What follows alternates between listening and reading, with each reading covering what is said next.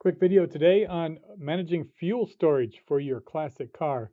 This is a cutaway of an MGB GT, courtesy of the British Motor Heritage Museum in Gaydon.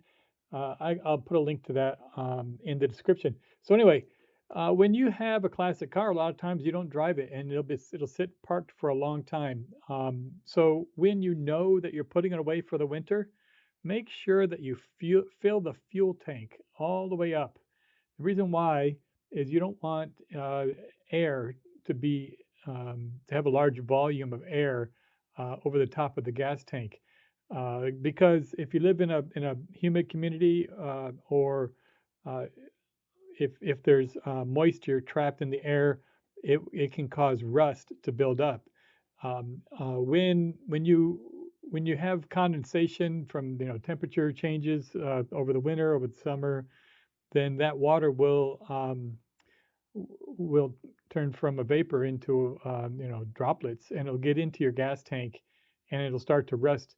Now, the thing about water is, just like oil, gasoline floats on top of water. So you'll have water that will get on the walls where there is no fuel, and then it will drop down and it will sit on the bottom, uh, where it displaces the fuel. So the less fuel that you have in there, is more space for the water to damage the fuel tank. So when you put it away, make sure that you fill up that tank to limit the amount of air that can create any kind of water condensation and contaminate your fuel.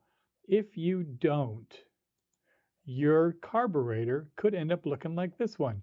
This picture was on a Facebook group from a gentleman in Idaho.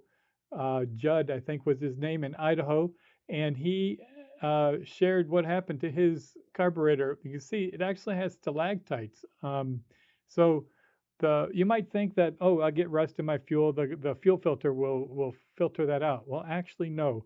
The iron oxide becomes very small molecular structure, and it'll go into your carburetor, get past the fuel filter in the really fine particulates, and then when your carburetor sits for a long time, it'll start to bond with other metallic devices inside your carburetor, and in this case, you can see it's created all kinds of glazing, and weighed down the float, and actually created stalactites on the float.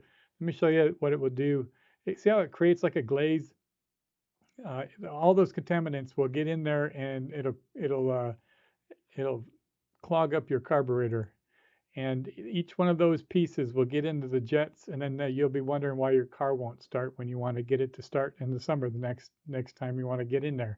So make sure that you take care of your fuel. This Nigel, the 1977 MGB that I've been working on, when we first got that car, we had a look at the fuel tank, and it was so badly rusted. We decided, instead of trying to salvage the fuel tank, or the fuel system altogether, we decided just to pull the tank out and replace it. It's not that expensive to replace the tank, and you know that it will be 100% when you need it. So I got a quick video of me pouring out the old rusty fuel, and we'll show you what that looks like.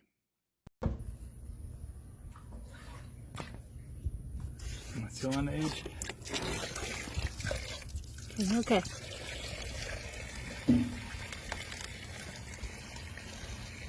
Look at all that rust. It's like mud coming out of there.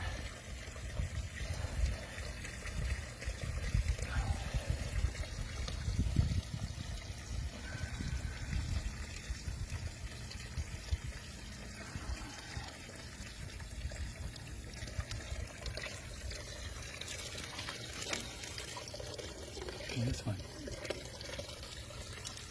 Quick recap. When you put your classic car away for the winter, make sure that you fill the fuel tank up as much as you can to remove the air gap and reduce water vapor from forming in the tank. That'll help to keep your fuel ready to go, and it will keep less contamination and less rust from building up inside your tank over time. Cheers. Oh, make sure to subscribe and like on the video if you like it, and if you have some comments, please do add. The community, I'm sure, would be great to hear any experiences you had on dealing with fuel in your MG. Have a good day.